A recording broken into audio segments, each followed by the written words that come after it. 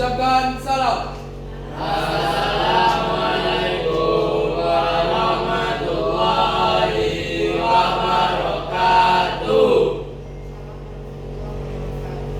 Buat absen dulu ya. Ahmad Fajri. Hadir, Bu. Habib. Habib. Dua aja, Bu. Habil. Iya, Bu. Kemudian Des Daniel. Hadir, Bu. Marsha. Hadir ya.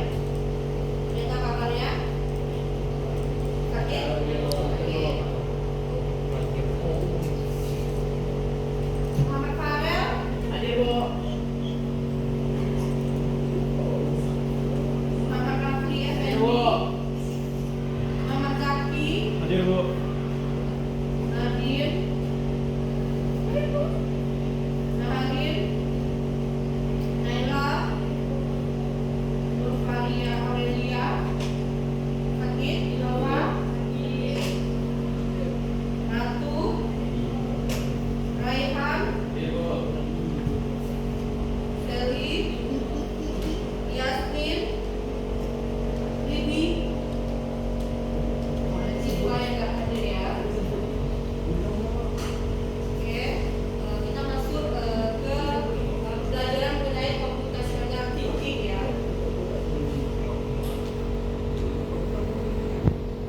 Berpikir komputasional untuk jurusan kalian kan jurusan TKJ, makanya di TKJ. Tapi pada dasarnya untuk berpikir komputasional ini adalah materi kita pada pelajaran coding dan KA, coding dan kecerdasan artifisial. Nah, untuk bab pertama itu kita masuk mengenai berpikir komputasional ini. Memang pada dasarnya semua jurusan itu belajar mulai dari kelas 10 diambil pada pelajaran materi pilihan ya, mapel pilihan. Oke. Nah, ini adalah tujuan pembelajaran kita dalam pemenuhan materi ini. Yang pertama yaitu siswa memahami konsep berpikir komputasional dan mampu menerapkannya dalam penyelesaian masalah bidang teknik komputer dan jaringan. Kemudian melatih kemampuan berpikir logis dan terstruktur. Yang ketiga, membantu dalam menganalisis masalah yang lebih kompleks, menyusun langkah penyelesaian yang efisien, dan juga menumbuhkan kemampuan berpikir kreatif dan inovatif. Kemudian kalian adalah menjadi dasar dalam pembelajaran pemrograman dan kecerdasan artifisial. Nah, sebenarnya kita belajar ini sama juga dengan bagaimana pada saat kalian belajar coding, gitu kan, coding. Misalnya udah belajar Python, yang mungkin ada yang kenal Python, kemudian C++, kemudian ada lagi apa lagi itu contohnya, misalnya kalau misalnya di bidang web nih, biasanya kan kalian belajar PHP ya, dan sebagainya. Itu adalah salah satu contoh untuk kita nanti belajar pemrogramannya. Jadi tinggal dipilih. Cuman untuk di sini nanti pendekatannya adalah kepada pemrograman bahasa Python, gitu ya. Tapi bukan berarti kalian tidak boleh belajar yang lain, gitu ya. Kemudian kita lanjutkan. Nah, ini dia. Nah, apa itu berpikir komputasional, gitu kan? Nah, sebelum masuk ke sini, misalnya gini, pernah nggak kalian lihat seorang programmer? Pernah nggak? Nah, seorang programmer itu, mereka itu biasanya berpikirnya lebih kepada hal-hal yang terurut, gitu kan? Nah, contohnya misalnya kayak algoritma. Nah, gitu kan? Contohnya di sini misalnya kalian dari rumah bangun tidur, gitu kan, sampai ke sekolah. Nah, yang kalian lakukan itu kan ada yang berulang, kemudian polanya sama, benar? Nah, benar nggak? Ya semangat dong, kan ini masih pagi hari. Iya kan? Nah, jadi contoh lainnya misalnya pada saat kalian dari rumah itu kan ada contoh dari misalnya ngapain aja? Apakah dari rumah sampai ke sekolah enggak mandi? Gitu kan? Nah, jadi sebenarnya dalam berpikir komputasional ini ada 4 elemen, gitu kan? Nah, sebelum masuk ke 4 elemen ini ada ya tahu apa bagian dari berpikir komputasional. Berpikir komputasional itu berarti berhubungan dengan apa? Komputasional. Berarti apa dia? Hubungan dengan depan kalian komputer. Sama kayak misalnya berpikir seperti ilmuwan gitu, programmer, atau misalnya seperti kalian apa namanya ya, kayak membuat sebuah penyelesaian masalah secara algoritma gitu. Algoritma berarti artinya terurut, terstruktur. Coba dibacakan apa itu berpikir komputasional, Ratu. Berpikir komputasional adalah proses berpikir yang melibatkan cara-cara berpikir seperti seorang ilmuwan, komputer dalam menyelesaikan masalah dengan efisien dan sistematis. Jadi ada beberapa pengertian gitu kan. Kesimpulannya itu adalah bagaimana cara kita berpikir untuk menyelesaikan masalah secara terstruktur, logis, dan menerapkan prinsip-prinsip yang digunakan dalam ilmu komputer. Jadi memang arahnya nanti bagaimana kalian menyelesaikan permasalahan ini dengan menggunakan komputer. Gitu. Secara komputer itu berarti dia secara logis. Apakah di sana dimasukkan perasaan? Apakah ada perasaan di sana? Dimasukkan atau tidak? Kalau secara logis sebenarnya dia harus runtun gitu. Runtun berarti berurut gitu kan, dan secara logis berarti logika gitu kan. Berarti secara tidak ada apa namanya emosional atau perasaan gitu ya. Sekarang bertanya, kalau misalnya kalian pernah nggak sih pakai AI dalam kehidupan sehari-hari?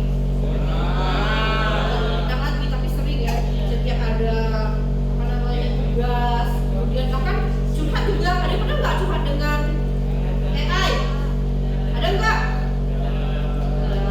Pasti ada kan? Gitu kan?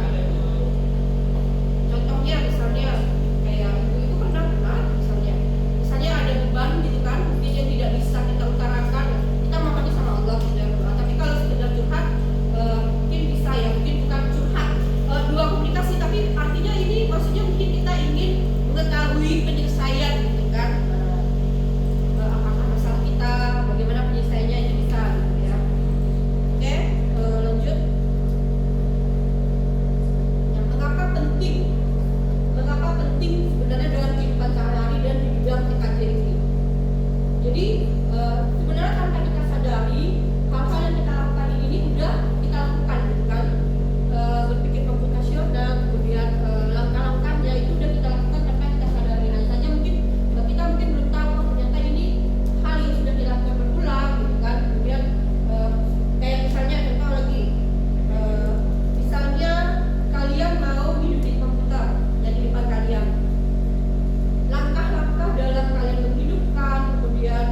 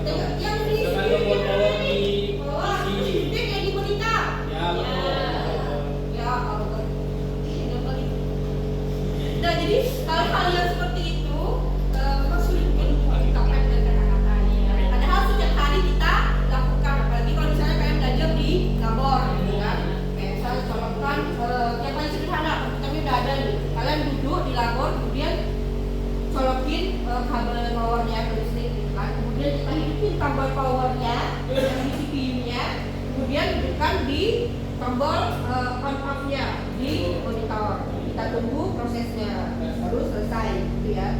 Itu contoh sederhana.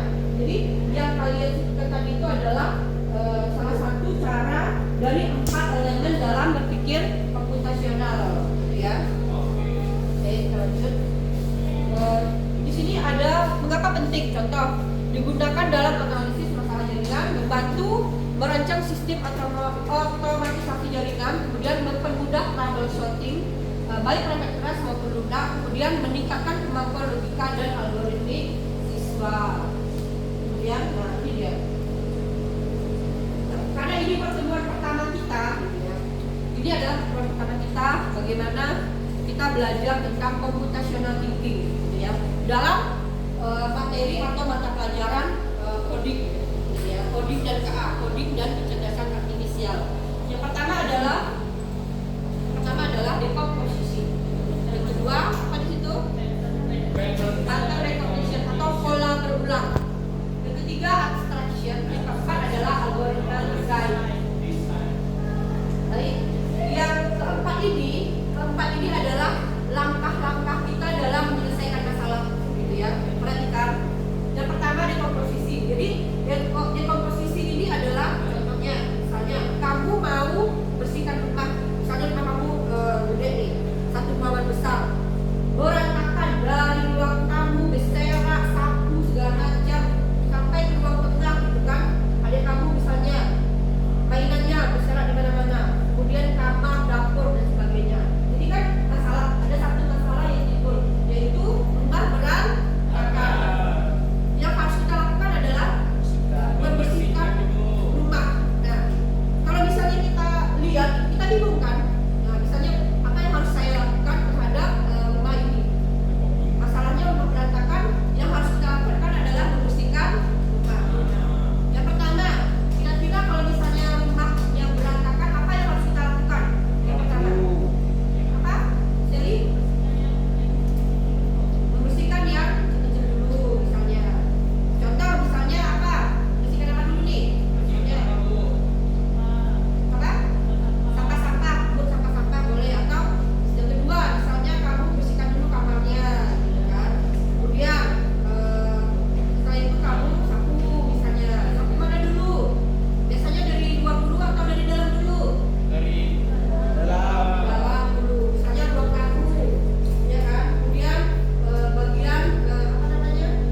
Teras sampai keluar. Jadi hal-hal ini kan kita lakukan, gitu kan. Padahal tanpa kita sadari itu adalah salah satu 4 elemen atau 4 pilar dalam computational thinking ini, yaitu salah satunya decomposition, memecah masalah menjadi bagian-bagian lebih kecil. Sama juga kalau kita kecil lagi, contoh misalnya kamar. Kita punya kamar kan masing-masing kan. Bagi anak perempuan pasti punya kamar kan masing-masing. Ada yang berdua satu kamar sekarang, mungkin ada gitu ya, nggak masalah. Yang penting misalnya di kamar itu berantakan, tempat tidur, lantai, meja belajar. Nah, dalam satu ruangan aja banyak yang harus kita lakukan, gitu kan. Nah, kalau misalnya dalam decomposisi, yaitu kita harus selesaikan satu-satu dulu, gitu. Paham ya? Jadi kalau di kamar itu yang pertama adalah kita rapikan apa dulu? Kalau di kamar apa tuh? Kasur. Rapikan kasurnya, rapikan alasnya. Kedua apa? Meja belajar, rapikan buku-bukunya. Kemudian yang ketiga, kalian sapu ruangannya, gitu kan? Itu adalah masuk ke decomposisi. Itu yang kita lakukan dalam kehidupan sehari-hari. Yang kedua adalah pattern recognition, yaitu mencari kesamaan pola dari sebuah masalah. Contohnya lagi, pasti hal yang sama, kayak misalnya kalian bangun tidur, gitu kan. Hal yang kalian lakukan pattern recognition ini adalah pola yang sama, artinya ada data sebelumnya, kemudian untuk masalahnya yang sama, berarti pola pemecahannya sama. Contoh, kasih di situ juga, misalnya pada saat kalian bangun tidur, yang harus kalian lakukan adalah apakah langsung pakai baju sekolah kemudian pergi ke sekolah? Iya? Enggak. Ada suaranya? Ya. Enggak kan? Ngapain dulu kalian?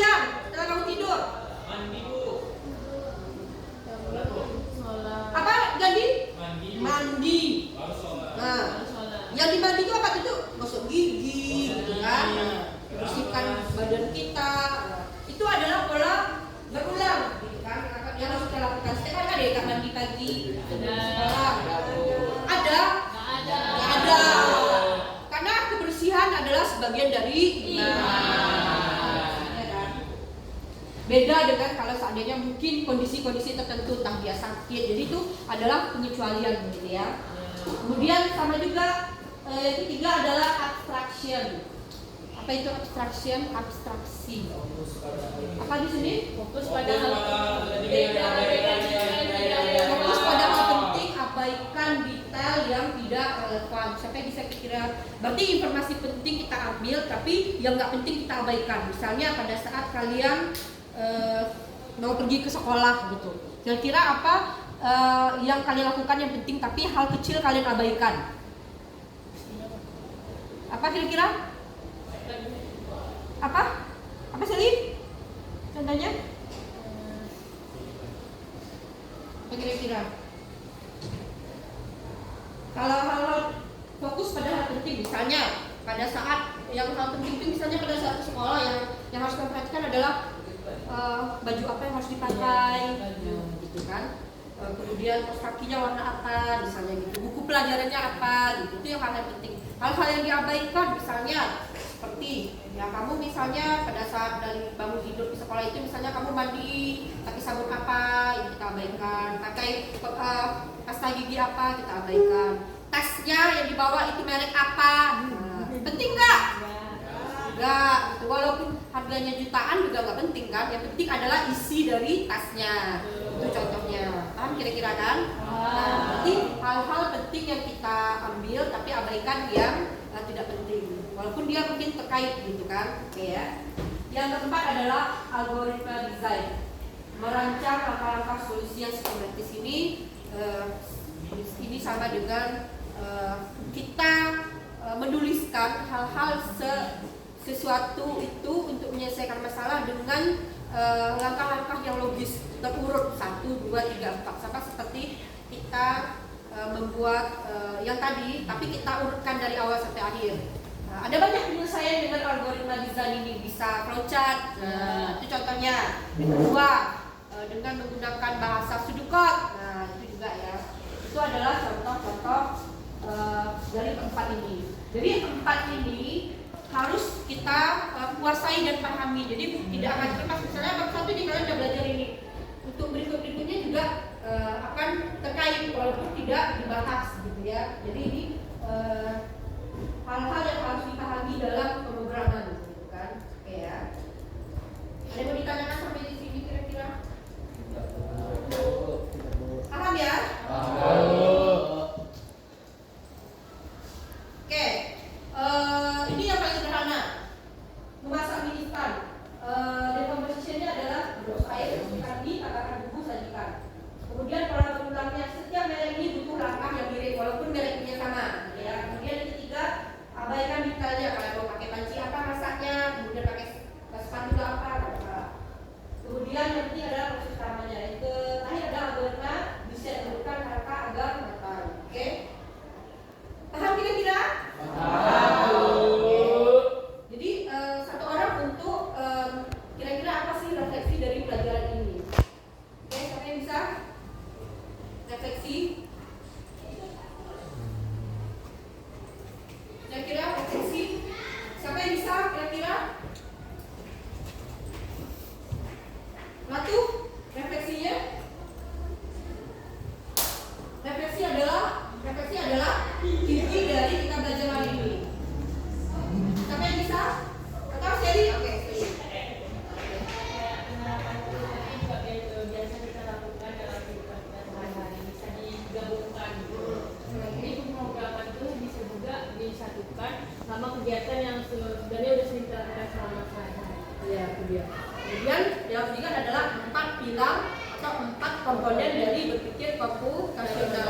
Jadi kalian sudah tahu ada dekomposisi, pola berulang atau pattern recognition, yang ketiga abstraksi, yang keempat algoritma design. Oke, 4 ini ya. Oke, baik sampai di sini dulu. Ada yang mau ditanyakan lagi? Tidak. Oke, baik minggu depan kita masuk mengenai multimedia, yaitu bagaimana membuat atau mengedit sebuah video, gitu kan? Oke ya. Baik, assalamualaikum warahmatullahi wabarakatuh. Sampai di sini dulu ya pelajaran kita. Waalaikumsalam.